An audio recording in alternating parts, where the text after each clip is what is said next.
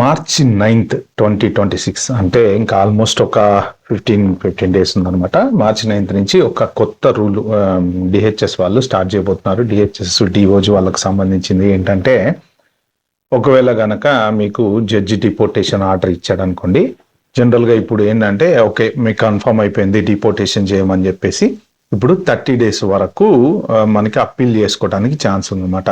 దాన్ని ఒక executive order ద్వారా వీళ్ళు 10 daysకి మార్చారనమాట.